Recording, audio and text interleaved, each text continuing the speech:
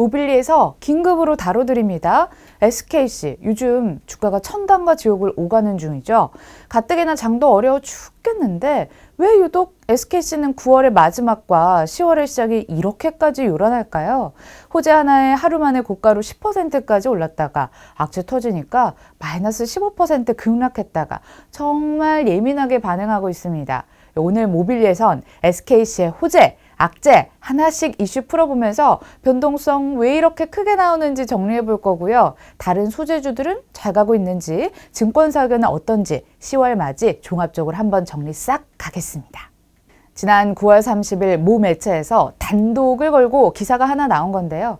SKC가 영국의 넥시온과 합작법인 투자를 하려고 했는데 이게 이사회에서 부결 처리가 됐다는 내용이었습니다. 이게 하락의 빌미가 된 거죠. 종목 토론 게시판에서도 이렇게 의견이 체크가 됩니다. 아마 지금 방송 보시는 모빌리 여러분들도 분명 이렇게 또 생각을 하실 수 있어요. 아니, 이게 이렇게 또 하락할 일인가? 넥시온이 도대체 얼마나 대단한 곳이길래 이런 주가 반응이 나오는 거지? 엄청난 곳이었나? 조금 더 아신다 하시는 분들은 넥시온은 음극재 생산업체고 SKC는 동박 관련해서 사업을 하는데 그 둘이 무슨 관계였길래 SKC가 또 음극재 기업과 무슨 상관이지? 등등 여러 생각이 드실 건데 결론은 답답하시죠?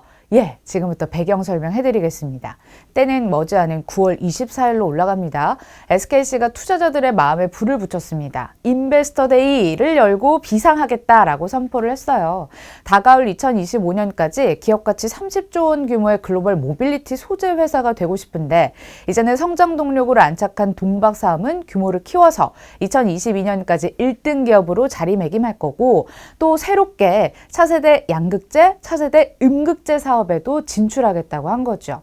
아니 신성장 동력이 두 개나 더 붙네? 가뜩이나 시장에서 엄청 화두가 돼서 배터리 소재 비슷한 사업을 한다든지 이름만 묶여도 오르는 참에 그 두 개를 이런 반응들이 컸습니다. 특히 SKC는 기대감에 한 스푼 더 떠서 여기서 보여줄 양극재, 음극재는 세상에 없는 새로운 소재가 될 거고 2025년까지 사업화를 하겠다라는 계획도 밝혔고요. 기술 개발은 지금 당장부터 시작하면 시간이 많이 걸리니까 세계 최고 기술을 가진 회사랑 협력해서 시간, 비용 단축시킬래 해서 뭐 꽤 합리적이고 원대한 포부를 밝혔단 말입니다. 그래서 시장의 기대감을 더 키웠던 측면도 있고요. 이게 주가에 반영돼서 52주 신고가를 기록하기도 했습니다. 그리고 마침 또 SK이노베이션이 포드랑 미국의 합작법인을 만들고 60kW 배터리를 탑재한 전기차를 매년 215만 대나 생산할 수 있는 엄청난 규모의 전기차 공장, 배터리 공장을 만들겠다고 했지 않습니까? 기대감에 기름을 끼얹은 셈인데요. SK이노베이션이 미국 전기차 시장에서 배터리 선두주자로 급부상할 때 누가 같이 가겠습니까? 동박하는 SKC, 분리막하는 SKI 테크놀로지, 음극재하는 SK 머티리얼즈의 동반수혜를 기대해 볼 수 있었겠죠. 여기까지가 행복한 스토리였고 지난 9월 30일 리스크가 터졌습니다. 방금 설명해 드렸듯이 SKC가 차세대 음극재 개발을 혼자서 한다고 안 했죠. 글로벌 기업과 협력한댔죠. 그래서 음극재 시장 진출을 위해 머리를 맞댄 곳이 넥시온이었다고 해요. 넥시온은 차세대 리튬이온 배터리용 실리콘 음극재 생산업체인데요. 실리콘을 활용해서 배터리 용량을 획기적으로 증가시키는 기술을 확보하고 있는 곳이기도 합니다. 풍문으로는 넥시온과 합작법인을 만들어서 테슬라에 납품을 하고 나스닥 상장설도 돌긴 했습니다. 자, 이 상상을 현실로 옮겨가는 과정 중에 한 주가 채 지나기도 전에 돌발 변수가 생긴 겁니다. SKC 이사회 측에서 부결을 시킨 거죠. 따라서 시장에선 불안감이 증폭됐고 기관이 매도 폭탄을 엄청나게 던졌더라고요. 연기금이 중심이 돼서 기관이 지난 9월 30일 하루 전체 매도 금액을 1275억 원이나 투척했습니다. 9월 30일에 전체 코스피 시장에서 기관이 2239억 원어치를 팔았는데 와, 절반 가까이를 SKC를 파는 데 썼더라고요. 한편 참 타이밍이 말을 잊지 못하게 하는데 공시가 또 하나 뜨긴 했습니다. SKC가 지난 9월 29일 공시를 통해 SKC 산하 계열회사 임직원들에게 동기를 부여하고자 자기 주식을 처분하겠다면서 196억 원 규모의 자사주 처분을 결정했거든요. 이게 또 시장의 혼란을 조금 더 가중시킨 게 아닌가 싶습니다. 모빌리에서는 증권사 의견도 체크를 해드리고 싶었는데 넥시온 합작법인 부결 소식 이후 당일 나온 리포트가 없더라고요. 아쉽지만 저희가 리포트가 나오는 대로 체크해서 빠르게 또 소식 전해드리기로 약속하고요.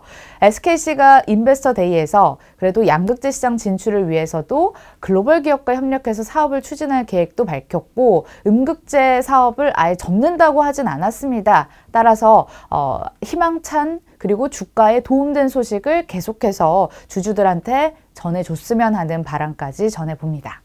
점검한 김에 다른 동박주들도 하나씩 살펴볼게요. SKC발 충격에 영향을 받아서 장중 6%나 하락했지만 그래도 마이너스 2%대까지 하락을 되돌리려는 노력을 한 곳, 다음 기업으로 일진 머티리얼즈 살펴봅니다.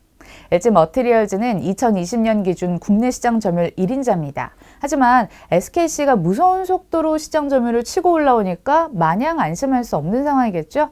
아무튼 이 일진 머티리얼즈도 SKC의 지난 인베스터 데이에 자극을 받아서 9월 27일 14% 급등으로 SKC보다 더 크게 오르면서 마감했고 고가를 종가로 형성하면서 매수 강도도 엄청났습니다. 특히 외국인이 사들였는데요. 지난 한 달 동안 틈만 나면 사 모으는 거 보이시죠?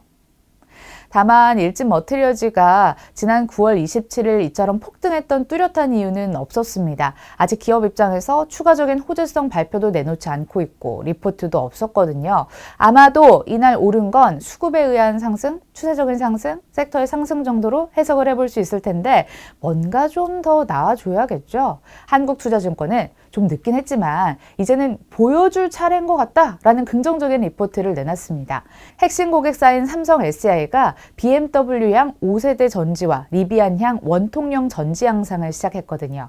따라서 3분기부터 일진 머티리얼즈의 말레이시아 전지방 매출액 증가가 가속화될 전망이라고 합니다. 물론 좀 아쉬운 점은 있어요. 증설 가동이 지연된 점도 있고 말레이시아 법인의 정상화가 늦어진다는 점은 아쉬운 포인트였지만 그마저도 점차 해결될 기미가 보이고 있고요. 더 중요한 점, 전기차 업황이 강세라는 점을 들 수 있겠죠. 2차 전지 수요가 계속되고 있는 상황이고 덕분에 전지방 라인의 본격 가동으로 이익이 점차 증가하고 있다고 합니다. 또한 동박 가격 상승에 따른 수익성 확대는 계속되고 있고요. 공급 부족 문제는 하반기에도 이어질 것으로 보여서 당분간 우호적인 환경이 지속된다고 분석이 나왔습니다. 투자 의견은 매수를 유지하고 목표 주가는 기존 대비 25% 상향한 12만 5천 원을 제시했습니다.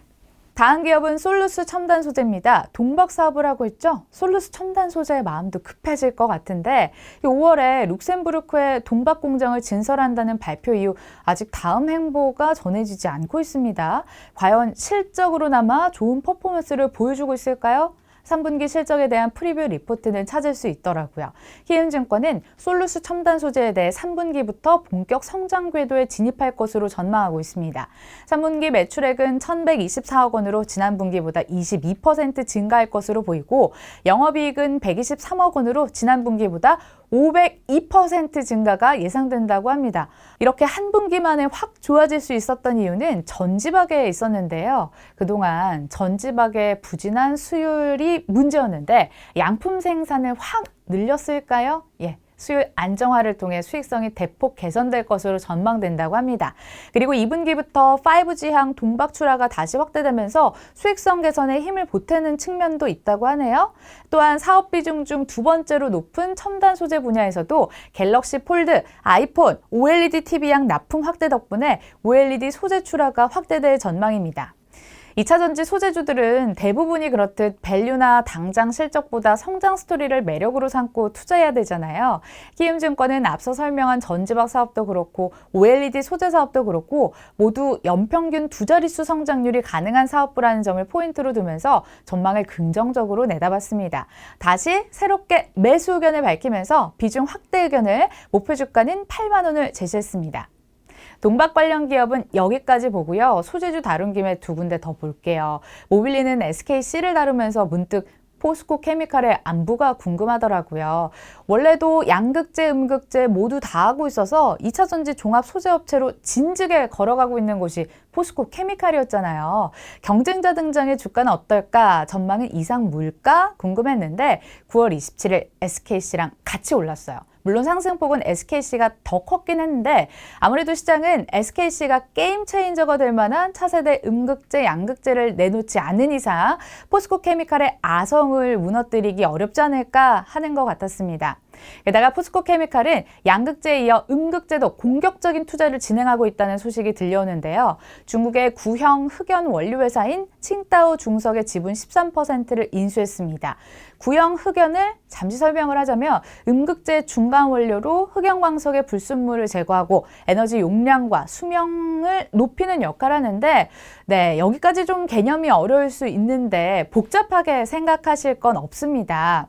포스코 케미칼이 음극재 생산에 필요한 흑연 채굴에서 중간 원료 소재 생산 같이 음극재에 필요한 모든 사업을 할 수 있는 역량을 기르고 있구나 하고 생각하시면 됩니다. 증권사 의견 확인해 볼게요. KB증권은 포스코 케미칼의 영업이익이 5년간 연평균 57% 성장할 것으로 전망하고 있습니다. 양극재는 2025년까지 5년 동안 약 8배 가까이 생산 능력이 커질 것으로 전망하고요. 같은 기간 음극재는 4배 이상 생산 능력이 확대될 것으로 예상합니다. 국내 유일의 흑연 음극재 기업이라는 점도 투자 포인트로 가져가세요.